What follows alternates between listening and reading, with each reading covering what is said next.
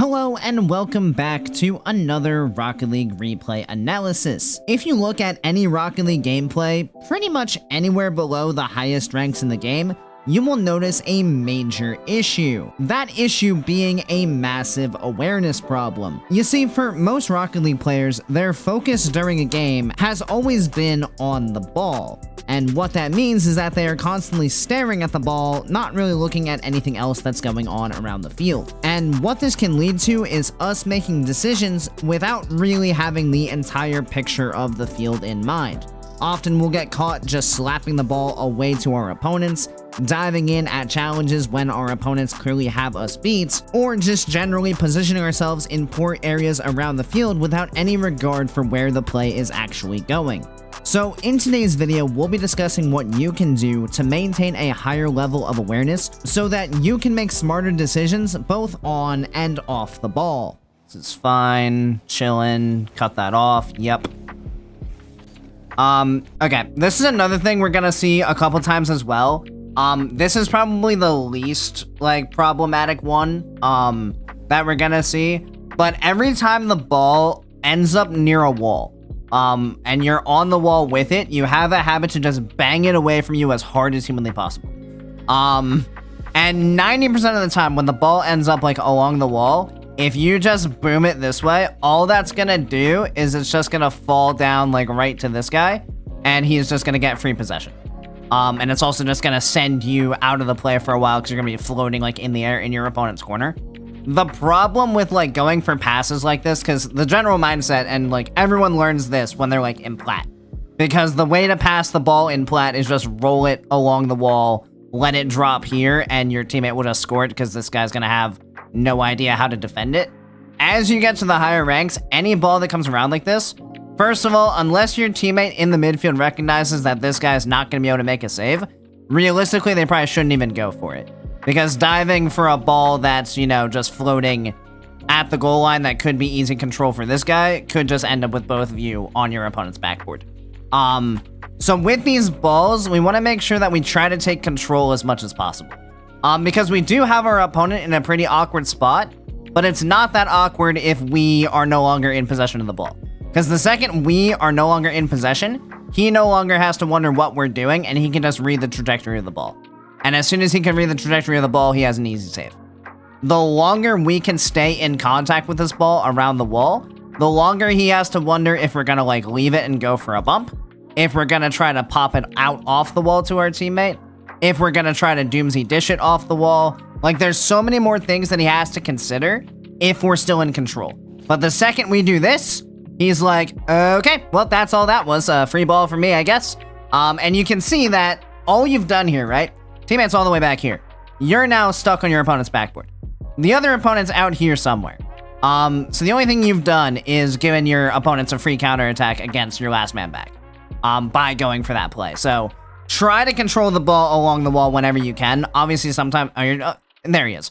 Sometimes it can be a bit awkward with the bounces, but the more you can practice just getting some kind of control touch, anything that allows you to stay close to the ball will keep your opponents guessing, which is what we want to do. Here's another one. Yeah, same thing. I think the reason you bang this here, and this is true whether we're on the wall, on the ground, players do this all the time. For whatever reason, there's a mental wall that says, if I'm low boost, I want to bang the ball away as hard as possible. And the question is, why? Everyone does this. I still do this. But the question is why, right? Because if we boom this ball away, we've taken our wheels off the ground, we're going to be floating forever, and we've probably just given the ball over to our opponents. Yes, we're on low boost, but when we're on low boost, that is the perfect opportunity to, again, catch the ball, make them question what the heck we're about to try to do with it, because they don't know we have zero boost. Only we know that, and our teammate now. But since they don't know that, we can use that to our advantage to just catch the ball, just keep it close to us, and see if we can at least bait in a turn and a 50. Because that way, as long as we're controlling what happens with the 50, we're still in control of the play overall. The second we throw the ball away, we've given up all control of the play and have given it over to our opponents, which is never what we want to do. I also like that you don't chase the boost here. A lot of players would just land here, they'd say, screw the ball, I'm going to get the boost. I like that you just apply pressure to your opponent. The one thing I think you can do better here is not jump. Because the reality of the situation is, this ball, what happens if we get a touch on it? If we get any touch on it at all, what's it really gonna do? Yeah, it'll probably just like pinch like over that way somewhere crazy. Maybe it rolls back to your teammate. But it'll work just as well if you just stay on the ground here and just drive like this way. Because you know that this guy's here. You saw him turn back this way as you were landing. So if you know he's here, you honestly can just let him hit this ball if he wants to and just pressure out. Because if you just pressure, he's gonna make this exact same touch regardless. The difference though is that you are not going to be doing that. Yeah, that makes for a very slow recovery, and you didn't impact the ball at all. He's still gonna make that same touch, and you'd be like over here going and stealing their boost. So moral of the story, when the ball is in a spot where like there's really not a whole lot you can gain from hitting the ball, there's very little benefit in often diving at it, especially as the first man. And what you'll find a lot is as first man, when you dive at the ball, when you like full scale commit for it, you better be pretty confident that you're gonna get a decent touch. Because if you don't, and you dove out of the play, you're gonna create situations where your teammate's in a very bad spot immediately. So it pays to be much more selective in when you dive at things. Pressuring is good. We want to apply pressure and like drive challenge them and force them to make plays. But the more often we can force them to make plays without leaving the ground ourselves, the better off we're gonna be, because the faster we'll be able to recover out of those situations. And okay, this is perfect. So this is exactly why we want to control the ball on the wall. And it's because you have options here, right? So you pinch this thing around, you're still on this ball.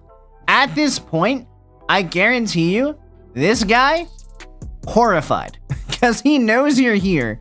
He knows there's no one in net, and he knows you probably have a teammate out here. He's in a world of trouble. So here's where we talk about taking opportunities that exist outside of playing the ball. Because right now, a lot of players would just say, I'm going to try to dish this ball out to my teammate, which yes, that is 100% an option you can go for. However, there is often a secondary option that might be even more dangerous for our opponents that they don't even see coming because they're too focused here. And I present to you if you just use this boost and drove that way. Because this guy is all the way in the corner. Yes, he has full boost, but if you bump and demo this guy out of the play, I have more faith that my teammate can come onto this straight than this guy can swing around. And at the very least, we have greatly limited their ability to counterattack. Because from here, getting this ball out is pretty difficult with where it is. It's not overly in a great spot for us to be able to get a decent pass. Maybe you can get like under it and like force it out from the curve. But yeah, this is the easier play. Just get him out of there, and we probably open up a pretty good opportunity for our team. So yeah, look for those opportunities. If you ever are on your opponent's backboard with another player, with an opposing player, they very rarely are ready to get bumped. Almost ever. Because if they're on the backboard, they're getting ready to play the ball, so they're not even focused on the fact that a bump might be coming in. And then you're immediately going to concede here. Only thing you really do poorly here is that you take too long to recognize that he's just gonna keep going to the left. And the fact of the matter is you don't start boosting until like now. So you don't start boosting until you're already like in front of the part of the net that he physically can't score in. So this is all about like reading the trajectory of the ball. So once he's like on the side of it like this, there is absolutely nothing he can really do to push it back to the right. So once he's over here, all he can do is continue to push it this way. So what that tells me is that we just want to make sure that we are staying in front of this going left trajectory. If we end up behind that line and we're now like over to the right of the ball, he has space to push it past us. As long as we stay like in front of where he can move to, we have it covered. Because like if I'm just here, like there's nowhere he can go because he just keeps going to the left. So as long as I'm in this area, I have it covered. Because he can't go this way. Physically impossible. So yeah, just pay attention to what side of the ball your opponent's car is on, especially when they get that very like sideways momentum going, because once they start moving sideways, they can't really go back the other way. They're fully committed, and now it's just all about staying in front of this line until you can get the save. This is another challenge that you want to be careful of. And this is another one where it's like, yes, you got the block, but did you put your team in a much better spot for getting it? Not really, because now you've left your teammate alone and we're just all the way out of the play. So with these, like, yeah, we want to make sure we put in a challenge.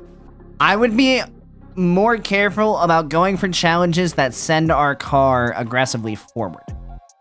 Yes, we want to cut them off, but we almost kind of want to create like a wall where we force him off the ball, and if we get beat, the ball just goes directly towards our teammate, which is what we want.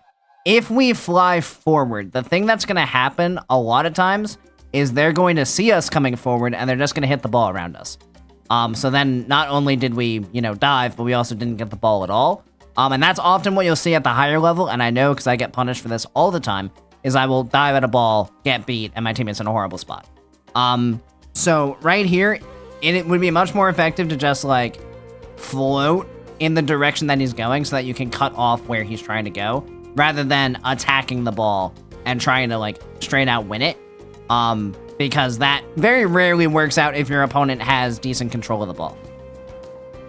Okay, this is a very small thing, and it's something I feel like a lot of people don't tend to talk about, but I want you to consider the fact that any time you, like, boost, jump, or flip, all of those are resources, and we never want to utilize resources unless we have to. So one of the exercises that you can do is you should go into your own replays. Anytime you use boost, anytime you jump, anytime you flip, ask yourself why you did it, and there should be an answer. If the answer is ever because I felt like it or out of habit, you should try to eliminate those from your game as much as possible. Obviously, this one doesn't have much of an impact on anything because, like, nothing's going on.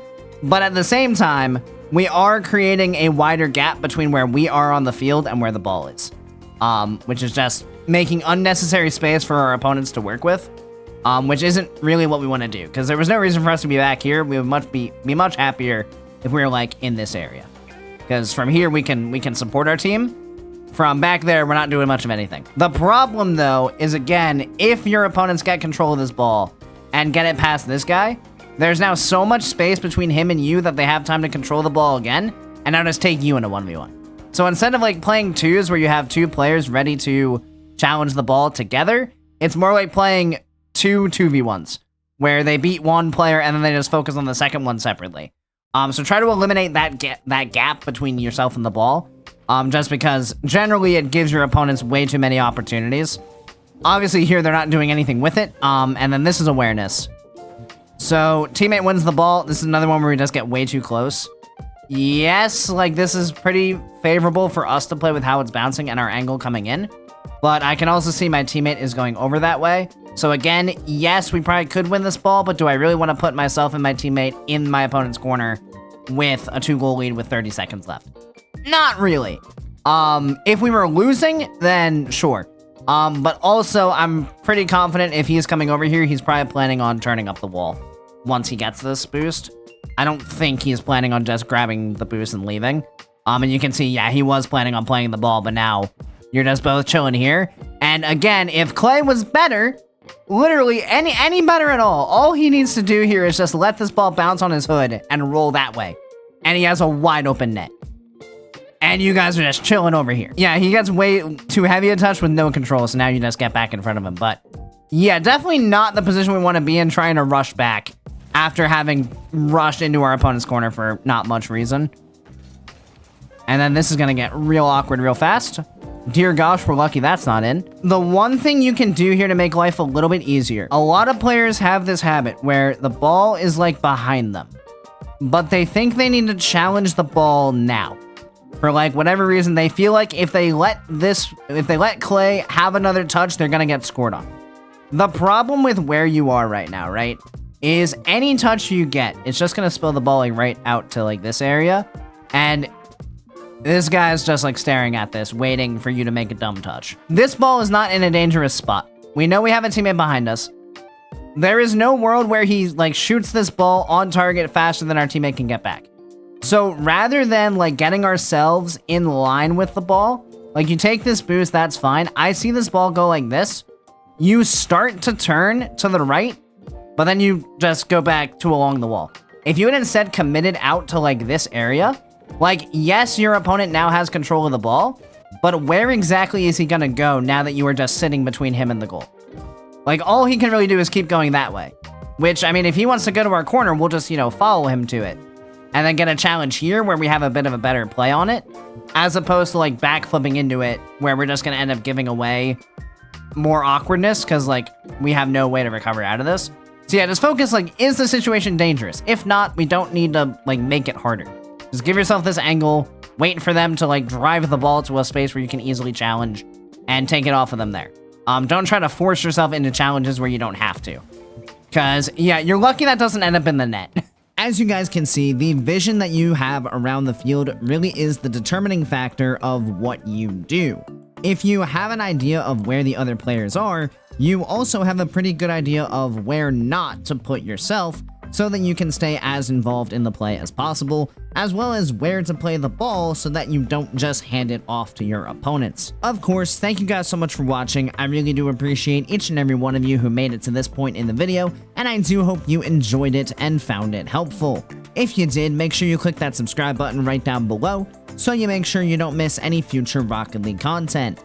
Additionally, if you'd like to be a bit more involved in the community we're building here, feel free to join my Discord, which I'll have linked down in the description. And as always, I hope you guys have a great rest of your day, and I'll see you next time. See you later, guys.